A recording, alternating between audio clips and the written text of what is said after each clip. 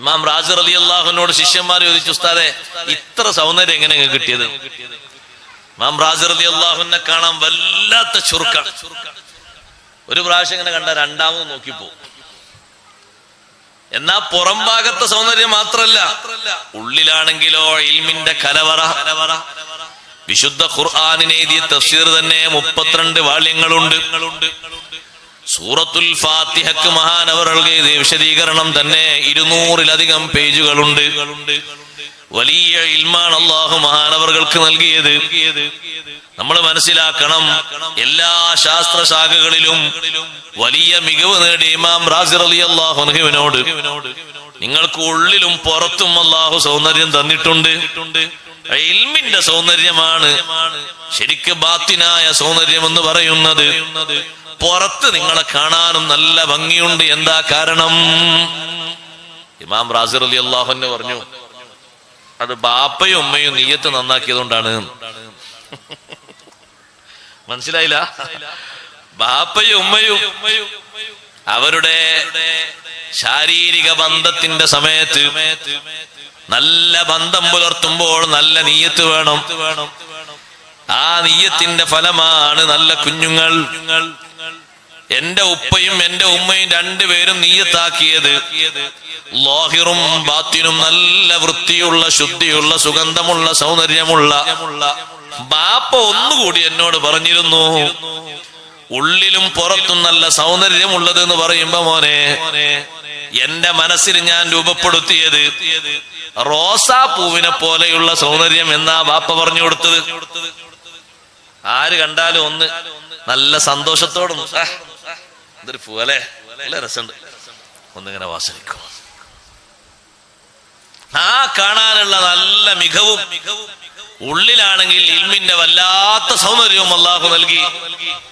അവരെ നിയ്യത്ത് നന്നായതുകൊണ്ട് ആ നിയ്യത്തിന്റെ ഫലമായിട്ട് ഇമാം റാസി റളിയല്ലാഹു അൻഹുവിന് അല്ലാഹു സുബ്ഹാനഹു വ തആല നൽകിയ ആത്മീയമായും ബാഹ്യമായുമുള്ള സൗന്ദര്യം വേറെ വെറുതല്ല, വല്ലാത്ത സൗന്ദര്യമാണ്.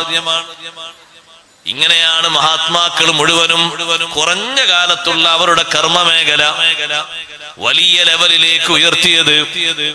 കൂട്ടത്തിൽ സഹോദരങ്ങളെ, അതിന് നന്നായി സൗന്ദര്യം ലഭിക്കാൻ നമ്മളെല്ലാവരും ഒരു കാര്യം ശ്രദ്ധിക്കണം. നിയ്യത്ത് നന്നാക്കുന്നതിനോടൊപ്പം ഞാനും നിങ്ങളും ഇപ്പോൾ നമ്മിൽ നിന്ന് അസ്തമിച്ചു പോയിക്കൊണ്ടിരിക്കുന്ന ഒരു വിഷയമുണ്ട്.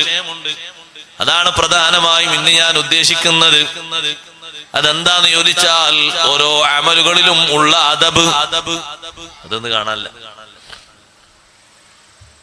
അതാണ് കാര്യമായും വേണ്ടത്. ഒരു ബാപ്പ ഉമ്മ കുട്ടികൾക്ക് പകർന്നു കൊടുക്കേണ്ട ഹക്ക് പറഞ്ഞപ്പോ സയ്യിദുനാ റസൂലുള്ളാഹി സ്വല്ലല്ലാഹു അലൈഹി വസല്ലം തങ്ങൾ പറഞ്ഞു, മിൻ ഹഖിൽ വാലിദി അലൽ വലദി അൻ യുഹ്സിന ഇസ്മഹു വ യുഹ്സിന അദബഹു.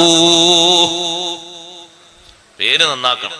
പിന്നെ നമ്മളൊക്കെ ചോദിച്ച് നല്ല പേരിടും, ചോദിച്ച് നല്ല അർത്ഥമുള്ള നല്ല റാഹത്തുള്ള പേരുകൾ ചോദിച്ചിടണം. അല്ലെങ്കിൽ അതിനനുസരിച്ച് അവസ്ഥ മാറും. പേര് മാറിയിട്ടുണ്ടെങ്കിൽ ആളുടെ അവസ്ഥ മാറും, ഒരുപാട് മാറും. ഉമർ ബിൻ ഖത്താബ് റളിയല്ലാഹുവിന്റെ കാലഘട്ടത്തിൽ തന്നെ ഒരു കുട്ടിയുടെ പേര് ചോദിച്ചു ഉമർ റളിയല്ലാഹു അൻഹു. ആ കുട്ടിയുടെ പേരിൽ ദുരർത്ഥമുണ്ട്. ബാപ്പാന്റെ പേര് ചോദിച്ചു, ആ പേരിലും ഒരു ദുരർത്ഥമുണ്ട്. ആ കുട്ടി താമസിക്കുന്ന വീട് ഉൾക്കൊള്ളുന്ന ആ ചെറിയ പ്രദേശത്തിന്റെ പേര് വെച്ചു, അതിലും ദുരർത്ഥമുണ്ട്. ഉമർ റളിയല്ലാഹു അൻഹു പറഞ്ഞു, മോനെ നീ വേഗം വീട്ടിലെത്തണം, നിന്റെ വീട് കത്തിക്കരിഞ്ഞു തോന്നുന്നുണ്ട്. പോയി നോക്കുമ്പോ വീട് അങ്ങനെ കത്താണ്. ഇത്ര പേരാ നബി സല്ലല്ലാഹു അലൈഹി വസല്ലം നിങ്ങൾ മാറ്റിയത്? എത്ര ആളുകളുടെ പേര് ആ പേരിൽ ദുരർത്ഥവും മോശപ്പെട്ട ആശയവും ഉള്ളതുകൊണ്ട് തങ്ങൾ മാറ്റി.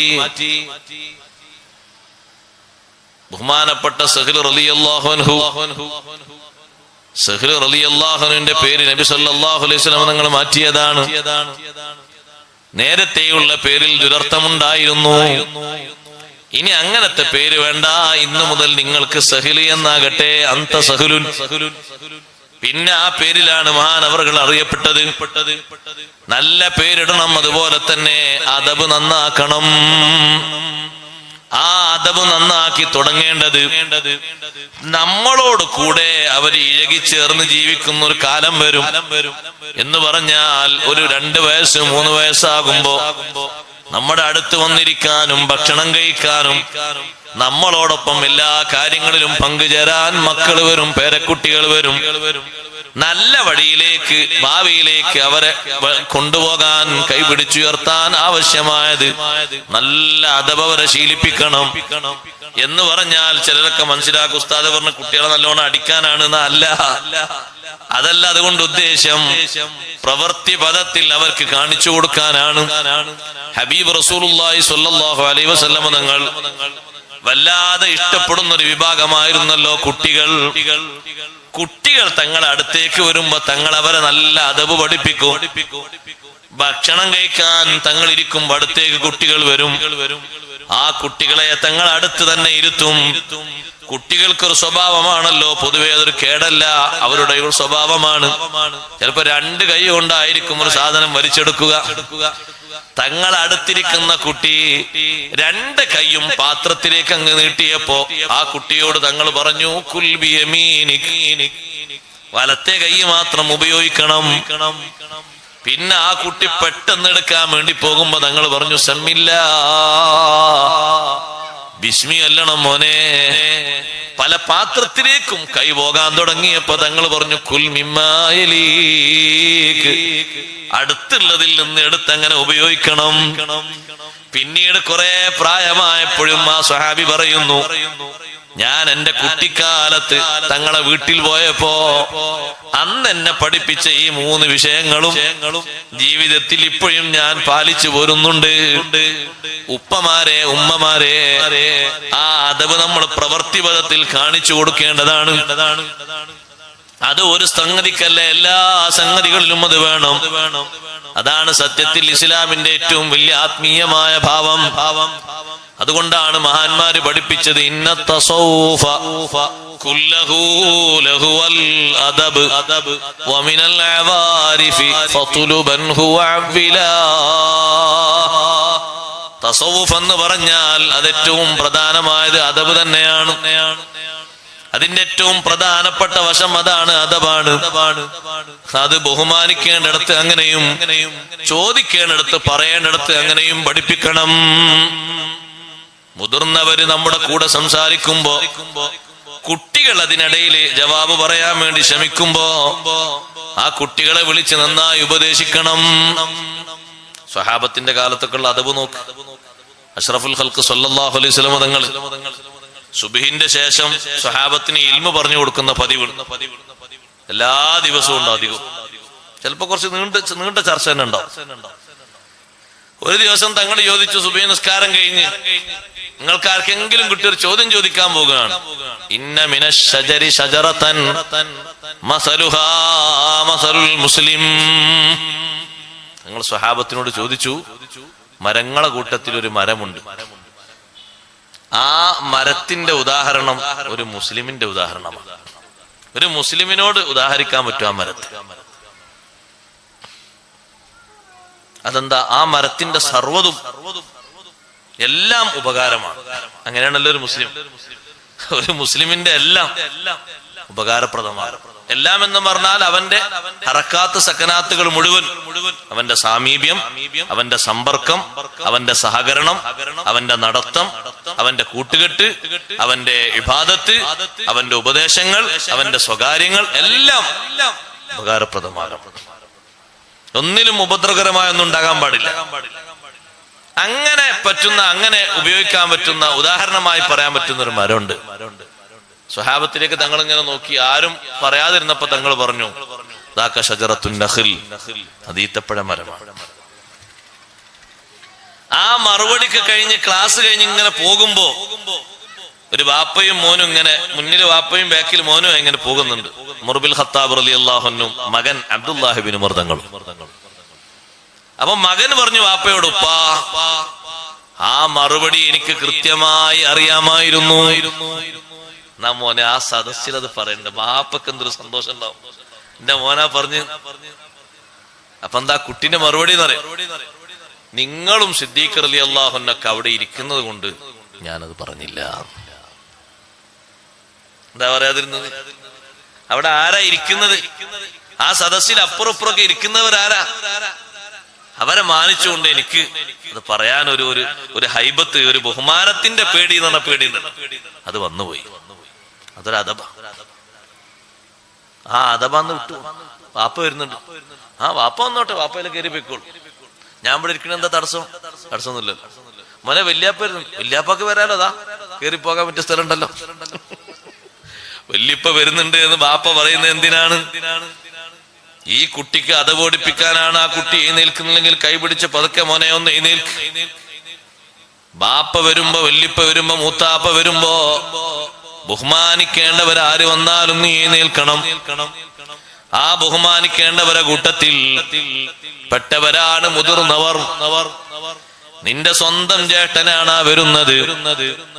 ആ ജേട്ടൻ വരുമ്പോൾ നീ ബഹുമാനിക്കണം. ആ ബഹുമാനം പഴയകാലത്ത് ഉമ്മമാരാണ് നന്നായി പഠിപ്പിച്ചിരുന്നത്.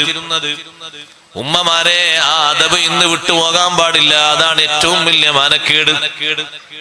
ജേട്ടനും അഞ്ചനും തമ്മിലുള്ള വ്യത്യാസം ഒരു മിനിറ്റിന്റെ വ്യത്യാസത്തിൽ വന്ന മഹാന്മാരാണ്.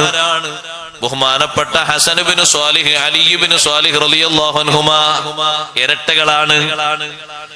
അവര് ജനിച്ച ഉടനെ കുറച്ചു സമയം കഴിയുമ്പോഴേക്ക് ബാപ്പ മരണപ്പെട്ടു പോയി. പിന്നെ ഉമ്മാന്റെ തണലിലാണ് ഈ രണ്ട് മക്കളും വളരുന്നത്. അതിൽ മൂത്ത ആളാണ് ഹസൻ ഇബ്നു സ്വാലിഹ് റളിയല്ലാഹു അൻഹു.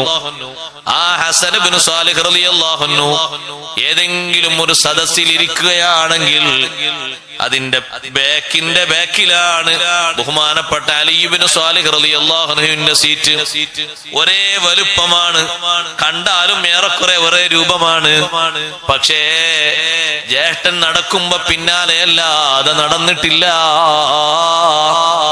ചോദിച്ചു, നിങ്ങൾ ഇരട്ടകളല്ലേ? അപ്പൊ അനുജന്റെ മറുപടി, അലി ഇബ്നു സ്വാലിഹ് തങ്ങളെ മറുപടി, അതെ, ഞാൻ വരുന്നതിന്റെ ഒരു മിനിറ്റ് മുമ്പല്ലേ എന്റെ ജേട്ടൻ ദുനിയാവിലേക്ക് വന്നത്. അങ്ങനെയാണെങ്കിലും അതെന്റെ മൂത്ത ആളാണ്. മണിക്കൂറിന്റെ മാറ്റമുണ്ടോ? ഇല്ല. ദിവസത്തിന്റെ മാറ്റമുണ്ടോ? ഇല്ല. മാസങ്ങളുടെ, വർഷങ്ങളുടെ മാറ്റമുണ്ടോ? ഇല്ല. ഇത് ഉപ്പമാരെ നമ്മൾ പകർത്തി കാണിച്ചു കൊടുക്കണം. എന്റെ ഉപ്പ എഴുന്നേറ്റത് ഒന്നുമല്ല, എന്റെ ജേട്ടനാ വരുന്നത്. സത്യത്തിൽ ആ ജേട്ടന് കഴിവ് കുറവാണ്. എല്ലാ മേഖലകളിലും ആള് വീക്കുള്ള ആളാണ്, വീക്ക്നെസ് ഉള്ള ആളാണ്. പക്ഷേ ഏത് മേഖലയിൽ ആള് താഴോട്ടാണെങ്കിലും ഒരു വിഷയത്തിൽ ആള് മുന്നോട്ടാണ്. അതേതിലാണ്? മൂത്ത തലം എന്ന നിലക്ക്, മൂത്ത ആള് എന്ന നിലക്ക് ഒരു പരിഗണന വിടാൻ പറ്റൂല. അങ്ങനെയാണത് മക്കൾക്ക് പഠിപ്പിക്കുന്നത്. ഉപ്പ എന്തിനാണ് ഇപ്പൊ എഴുന്നേറ്റത്? അത് എന്റെ ജ്യേഷ്ഠനാണ് മോനെ, മൂത്താളാണ്, അഥവാ നിന്റെ മൂത്താപ്പയാണ്. ആ മൂത്താപ്പയല്ലേ ഉപ്പാനോട് കഴിഞ്ഞ ദിവസം കുറെ ചൂടായി സംസാരിച്ച് ചീത്ത പറഞ്ഞത്? അതൊക്കെയാണെങ്കിലും ഞാൻ ബഹുമാനിക്കേണ്ട ഒരു തലമുണ്ട്. അതാ മൂത്തവൻ എന്ന അർത്ഥത്തിലുള്ള ബഹുമാനം ഇതുകൊണ്ടൊന്നും പോകൂല. സത്യത്തിൽ നോക്കൂ, ആ ഒരു തലം, ആ ഒരു ബഹുമാനം വല്ലാത്ത ബഹുമാനമാണ്. ഈ രണ്ട് മഹാന്മാര് അവർക്ക് ഈ അദബ് പഠിപ്പിച്ചത് ആ ഉമ്മയാണ്. ഉമ്മമാരെ, ആ അദബ് മാത്രമല്ല ഈ രണ്ട് കുട്ടികൾക്ക് ആ ഉമ്മ പഠിപ്പിച്ചത്. ഹസൻ ഇബ്നു സ്വാലിഹ് റളിയല്ലാഹു അൻഹുവിനും അലി ഇബ്നു സ്വാലിഹ് റളിയല്ലാഹു അൻഹുവിനും ഉമ്മ പഠിപ്പിച്ച വല്ലാത്ത അദബിൽപ്പെട്ട ഒന്നാണ്. അവർക്ക് തമ്മീസായ പ്രായം മുതൽക്ക് സുബഹിന്റെ മുമ്പ് ഉമ്മയെ നിൽക്കുമ്പോൾ ഈ കുട്ടികളെയും വിളിച്ചുണർത്താറുണ്ട്. പ്രായപൂർത്തി എത്തിയിട്ടില്ല. ഉമ്മമാര് മക്കൾക്ക് കൊടുക്കുന്ന ശിക്ഷണമാണ്, അദബാണ്. ഇന്ന് നമ്മൾ കാണാതെ പോകുന്നത് അതാണ്. ഉമ്മയും മകനും ചങ്ങാതിമാരെ പോലെ, മൂത്താളും താഴെയാളും ഫ്രണ്ട്സിനെ പോലെ അങ്ങനെ ആയിക്കൂടാ. അത് നമ്മുടെ സമൂഹത്തിന് വരുന്ന ഏറ്റവും വലിയ ദുരന്തമാണ്. അതുകൊണ്ട് കിട്ടുന്ന ആപത്ത് ചെറുതല്ല. ബഹുമാനമുള്ള വീടുണ്ടോ അവിടെ അല്ലാഹു ബറക്കത്ത് ഒരു മിനിറ്റ് പിറകോട്ടാക്കൂല. അദബുള്ള കുടുംബമാണോ ആ കുടുംബത്തിലാണ് ഏറ്റവും വലിയ ബഹുമാനമുള്ളത്. സ്വാലിഹീങ്ങൾ ജനിക്കുന്നത് ആ കുടുംബത്തിലാണ്. ബിശ്റുൽ ഹാഫി റളിയല്ലാഹു അൻഹുവിന്റെ പെങ്ങൾ ബിശ്റുൽ ഹാഫി റളിയല്ലാഹു അൻഹുവിന്റെ പെങ്ങൾ ആ കാലഘട്ടത്തിലെ ഒരു പണ്ഡിതനോട് ഒരു മസ്അല ചോദിക്കാൻ ചെന്നു. എന്താ മസ്അല? ഞാനിങ്ങനെ വീട്ടിൽ രാത്രി തുന്നിക്കൊണ്ടിരിക്കുമ്പോ ലൈറ്റ് അണഞ്ഞു പോയി. മുന്നിലൂടെ ഒരാള് ഒരു പാനൂസും കത്തിച്ചു പോയി. പഴയ കാലത്തെ പാനൂസ് ഇല്ലേ? പത്ത് ആൾക്കാർക്ക് പാനൂസ് അറിയുന്നാവോ? അറിയാത്തവരറിയുന്നവരോട് ചോദിച്ചോട്ടെ. എല്ലാം പഴയ അറിവും പഠിക്കണം. ഒരു ലൈറ്റ്, നമ്മളൊക്കെ ഉപയോഗിക്കുന്ന സ്ട്രോങ് ലൈറ്റോ മറ്റേ ലൈറ്റോ, അതൊന്ന് കത്തിച്ചു പോയി. പഴയകാലത്തെ വിളക്ക് അത് കത്തിച്ചു പോയപ്പോ ആ വെളിച്ചത്തിൽ എനിക്ക് തുന്നാൻ പറ്റുമോ ഇല്ലേന്നാണ് ചോദ്യം. എന്താ ചോദ്യത്തിന്റെ പിന്നിലുള്ള താല്പര്യം മനസ്സിലായോ? ആ വിളക്ക് കത്തിച്ചത് ഹലാലായ എണ്ണ കൊണ്ടാണോ അല്ലേന്ന് എനിക്കറിയില്ലല്ലോ. ഈ സഹോദരി ചോദിക്കുന്ന ചോദ്യത്തിന്റെ മർമ്മം അതാണ്. അപ്പോഴാണ് ആ പണ്ഡിതൻ പറഞ്ഞത്, മിൻ ബൈതികും യഖ്റുജുൽ വരിഉസ് സാലിഹു, നിങ്ങളെ കുടുംബത്തിൽ നല്ല മനുഷ്യന്മാരുണ്ടാകും. നിങ്ങളെ കുടുംബത്തിൽ നല്ല നല്ല ആൾക്കാർ വരും. ചോദ്യം ഈ രൂപത്തിലാണെങ്കിൽ പിന്നെ ആ കുടുംബത്തിന്റെ ഉള്ളിലുള്ള അദബ് എത്രമാത്രം സൗന്ദര്യമായിരിക്കും. ആ സഹോദരിയുടെ സഹോദരനാണ് ബിശ്റുൽ ഹാഫി റളിയല്ലാഹു അൻഹു. അല്ലാഹു തആല ബഹുമാനം കൊടുത്ത് അല്ലാഹു തആലാന്റെ ഒരു ഇസ്മിനെ ആദരവോടെ ബഹുമാനത്തോടെ വെച്ചപ്പോൾ നമുക്കുണ്ടോ ബഹുമാനം? ബിസ്മില്ലാഹി എന്ന് എഴുതിയ ഒരു പേപ്പർ, ആ പേപ്പർ ചവിട്ടുന്ന സ്ഥലത്ത് കണ്ടപ്പോ ഇബ്നു കസീർ റിപ്പോർട്ട് ചെയ്ത ചരിത്രത്തിൽ കാണാം, അതിങ്ങനെ എടുത്തിട്ട് ബിശ്റുൽ ഹാഫി പറഞ്ഞു. ബിശ്റിന്റെ കൂടെ ഒരു ഹാഫി കണ്ടില്ലേ? കുട്ടികൾക്ക് പേരിടുമ്പോ ബിശ്ർ ഇട്ടാ മതി, ഹാഫി വേണ്ട. ഹാഫി എന്ന് പറഞ്ഞാൽ ചെരുപ്പിടാതിരിക്കുന്ന നടക്കുന്ന ആളെന്നാ. നമ്മളെ കുട്ടികളും അങ്ങനെ ആണെന്നുണ്ടോ? അന്ന് അങ്ങനെ പേര് വരാൻ കാരണം ഒരു ചെരുപ്പിന്റെ 4 ഭാഗവും പൊട്ടിയപ്പോ ചെരുപ്പ് തുന്നുന്ന ഒരാളടുത്ത് കൊണ്ടുപോയി കൊടുത്തതും തുന്നിത്തരണം. ചെരുപ്പ് തുന്നി ഇങ്ങനെ നോക്കിയിട്ട് പറഞ്ഞു, പടച്ചോനെ നിങ്ങളെപ്പോലത്തെ മനുഷ്യന്മാര് ജനങ്ങൾക്ക് ഉണ്ടാക്കുന്ന ഇടങ്ങേറത്ര, ഇത് ഇനി തുന്നാൻ കഴിയില്ല. ആ പോലത്തെ എത്തിയിട്ടുണ്ട്. 4 ഭാഗം പൊട്ടിയിട്ടുണ്ട്. ഇതിപ്പോ ഇനി തുന്നിയാൽ കുറച്ചുകൂടി കഴിഞ്ഞാൽ പിന്നെയും പൊട്ടൂല. അപ്പൊ ബിശ്ർ എന്നവർ ചിന്തിച്ചു, ഏത് ചെരുപ്പ് വാങ്ങിയാലും ഇങ്ങനെ ഉണ്ടാകൂലേ, അതുകൊണ്ട് ഇനി ചെരുപ്പ് തന്നെ വേണ്ട, ഞാൻ ആർക്കും ഒരു പ്രയാസം എന്നെ കൊണ്ട് ഉണ്ടാകണ്ട. അങ്ങനെയാണ് ബിശ്റുൽ ഹാഫി എന്ന് പറഞ്ഞത്. പേരിടുമ്പോ ബിശ്ർ ഇട്ടാ മതി, ഹാഫി വേണ്ട. ഹാഫി എന്ന് പറഞ്ഞാൽ നഗ്നപാദം ചെരുപ്പില്ല നടക്കുന്ന ആളെന്നാ. അത് അങ്ങനെ വന്നതാണ് പേരിന്റെ കൂടെ. ഈ മഹാനുഭാവൻ ഒരു കടലാസ് കണ്ടപ്പോ അത് എടുത്തിട്ട് ഇലാഹി ഇസ്മുക ഹാഹുനാ മുൽഖയ്യുദാസ്, പടച്ചോനെ നിന്റെ ഇസ്മ ഇവിടെ നിലത്തിട്ട് ചവിട്ടാണല്ലോ ആൾക്കാർ. വല്ലാത്തൊരു അതബോടെ ബഹുമാനത്തോടെ അത് എടുത്തുയർത്തിയിട്ട് ഒരത്തറ് വാങ്ങിയിട്ട് അത്തറ് തേച്ചിട്ട് വീയാൻ സാധ്യതല്ലാത്ത ഒരു സ്ഥലത്ത് അതിങ്ങനെ വെച്ചു. ആ ഒരൊറ്റ അദബ് കാരണം അല്ലാഹു സുബ്ഹാനഹു വ തആല ബിശ്റിനെ ഉയർത്തുകയാണ്. ആ ചെറുപ്പക്കാരനെ മേലോട്ട് ഉയർത്തുകയാണ്. നേരത്തെ ആ പണ്ഡിതൻ പറഞ്ഞില്ലേ, നിങ്ങളെ കുടുംബത്തിൽ നിന്ന് സ്വാലിഹായ സൂക്ഷ്മതയുള്ള ഒരാൾ വരും. ആ മഹാനാണ് ഇപ്പൊ വരുന്നത്. എന്താ അതിന് നിമിത്തം? അദബാണ്, ബഹുമാനമാണ്. വീടുകളിൽ പോയാൽ ചില വീടുകളിൽ, ഇവിടെ ഏതെങ്കിലും വീട് പോയി കണ്ടിട്ട് പറയാൻ കരുതണം കേട്ടോ, ഞാൻ ഒറ്റ വീടും പോയി നോക്കിയില്ല, നോക്കിയ വീട്ടിൽ കണ്ടിട്ടില്ല. നല്ല ഷെൽഫ് ഉണ്ടാകും, അതുപോലെ തന്നെ നല്ല പൂക്കളും മറ്റുമൊക്കെ വെച്ചിട്ടുണ്ടാകും. സുബ്ഹാനല്ലാഹ്, ചിലത് തോന്നും എടുക്കാനുള്ള സൗകര്യത്തിനായിരിക്കും അങ്ങനെ വെച്ചത്. അടിയിലെ ഭാഗത്ത് കാണാം മുസ്ഹഫും മൗലിദ് കിതാബും മറ്റുമൊക്കെ വെച്ചിരിക്കുന്നത്. അതിന്റെ മേലെയാണ് പൂച്ചട്ടിയുള്ളത്, അതിന്റെ മേലെയാണ് ഗ്ലാസ് ഉള്ളത്, നല്ല സൗന്ദര്യമുള്ള ജ്യൂസ് ഗ്ലാസ്, അതിന്റെ മേലെയാണ് നല്ല പൊട്ടുന്ന പാത്രങ്ങൾ ഉള്ളത്. അടിയിലാണ് മുസ്ഹഫും ഈ ബഹുമാനമുള്ള അദ്കാറിന്റെ കിതാബൊക്കെ ഉള്ളത്. അത് മേലെയാണ് വേണ്ടത്, ഏറ്റവും മേലെ, ഏറ്റവും മുകളിലാണ് അതിന്റെ സ്ഥാനം. അതിന്റെ മുകളിൽ മറ്റൊന്നിന് വകുപ്പില്ല. ഒരു പേന പോലും വെക്കാൻ, ഒരു കണ്ണട വെക്കാൻ, ഒരു കണ്ണടയുടെ കൂട് വെക്കാൻ, ഒരു മരുന്നിന്റെ കൂട് വെക്കാൻ ഒരു വകുപ്പും അല്ലാഹു തന്നിട്ടില്ല. കാരണം അല്ലാഹുവിന്റെ കലാമിനേക്കാൾ ഉയർന്നത് ലോകത്തെന്താ ഉള്ളത്? ഖൈറുൽ കലാമി കലാമുല്ലാഹ്. ബിശ്റുൽ ഹാഫിക്ക് അന്ന് കിട്ടുന്ന ഒരു അശരീരി എന്താണെന്നറിയോ? ഓ ബിശ്റേ, ലഉതയ്യിബന്ന ഇസ്മക ഫിദ്ദുനിയാ വൽആഖിറ കമാ തയ്യബ്ത ഇസ്മീ. നിന്റെ നാമം ദുനിയാവിലും ആഖിറത്തിലും നമ്മൾ പരിശുദ്ധമാക്കും. എന്റെ ഇസ്മ നീ പരിശുദ്ധമാക്കിയല്ലോ, നീ അതിനെ സുഗന്ധപൂരിതമാക്കിയല്ലോ. ഒരു ബിസ്മില്ലാഹിക്കല്ലേ സൗന്ദര്യം കൊടുത്തത്, ഒരു ബിസ്മില്ലാഹിക്കല്ലേ ബഹുമാനം കൊടുത്തത്. ബഹുമാനം കൊടുക്കേണ്ടതിന് ആ രൂപത്തിൽ ബഹുമാനം കൊടുക്കണം, ആ രൂപത്തിൽ അദബ് കൊടുക്കണം. ആ അദബ് കൊണ്ടാണ്, ആ ഒരു ബഹുമാനം കൊണ്ടാണ് വലിയ ഉയർച്ചയിലേക്ക് എത്തിയത്. എന്നിട്ട് ഇമാം യാഫി റളിയല്ലാഹു അൻഹു പറയുന്നു, ബിശ്റുൽ ഹാഫി തങ്ങളെ അല്ലാഹു ഉയർത്തിയിട്ട് ഏത് ലെവലിൽ എത്തിച്ചു എന്നറിയോ? പിന്നീട് മാനവർക്ക് അല്ലാഹു തആല ലദുന്നിയായ നിലക്കുള്ള ഇൽമു നൽകി. അങ്ങനെ ഒരു ഇൽമുണ്ടോ? ഉണ്ട്. സൂറത്ത് കഹ്ഫിലൂടെ ഓതാറില്ലേ? ഫവജദ അബ്ദൻ മിൻ ഇബാദിനാ ആതൈനാഹു റഹ്മതൻ മിൻ ഇൻദിനാ വഅല്ലംനാഹു മിൻ ലദുന്നാ ഇൽമാ. നമ്മൾ ഡയറക്റ്റായി അറിവ് പകർന്നു കൊടുത്തൊരു മഹാൻ, അത് ബഹുമാനപ്പെട്ട ഖളിർ അലൈഹിസ്സലാമിനെ പറ്റി പറഞ്ഞതാണ്. അല്ലാഹു തആല ഡയറക്റ്റായി കൊടുക്കുന്ന ഇൽമു വഹ്ബിയായ ഇൽമു. ഇമാം ബൈളാവി തങ്ങൾ വിശദീകരിച്ചതുപോലെ ഇൽമു രണ്ട് തലമുണ്ട്. കസ്ബിയായ ഇൽമുമുണ്ട്, വഹ്ബിയായ ഇൽമുമുണ്ട്. അല്ലാഹു ഓശാരമായി കൊടുക്കുന്ന ഇൽമുണ്ട്. സാധാ ഞമ്മക്കൊക്കെ ഇത് കിട്ടുമോ? ഒക്കെ വേണോ? എല്ലാവർക്കും കിട്ടും. ഒറ്റ കണ്ടീഷനുള്ളൂ. എന്താണെന്നറിയോ? നബി സല്ലല്ലാഹു അലൈഹി വസല്ലം നിങ്ങൾ പറഞ്ഞു, അറിയാത്ത ഇൽമൊക്കെ അറിയാത്ത മാർഗത്തിലൂടെ വഴിയിലൂടെ കിട്ടണം. പഠിച്ചതങ്ങ് പ്രാക്ടിക്കലാക്കിയാൽ മതി.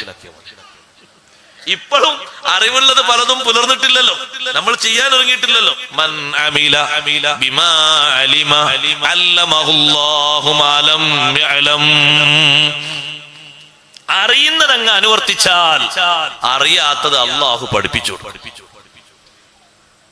എങ്ങനെ പഠിപ്പിക്കണോ അങ്ങനെ പഠിപ്പിക്കും. മനസ്സങ്ങോട്ട് വിശാലമാക്കി തന്നാൽ ഇൽമ അങ്ങോട്ട് കയറൂലേ, എല്ലാത്തര ഇൽമും കിട്ടൂലേ.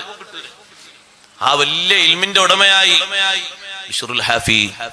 പിന്നെ മഹാനവറുകളുടെ കൂടെ ശിഷ്യന്മാര് കൂടാൻ തുടങ്ങി.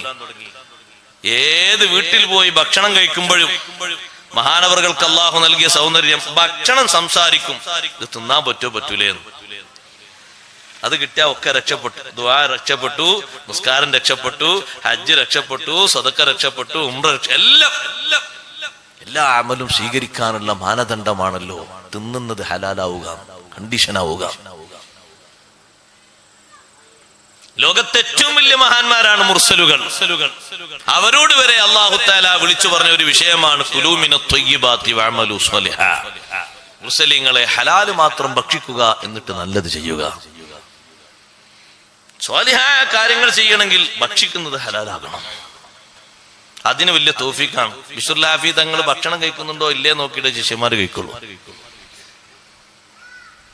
ഭക്ഷണം പറയും നിങ്ങൾക്ക് ഭക്ഷിക്കാൻ പറ്റൂല എന്ന് പറഞ്ഞാൽ മഹാനവറുകൾ അതങ്ങ് നീക്കി വെക്കും.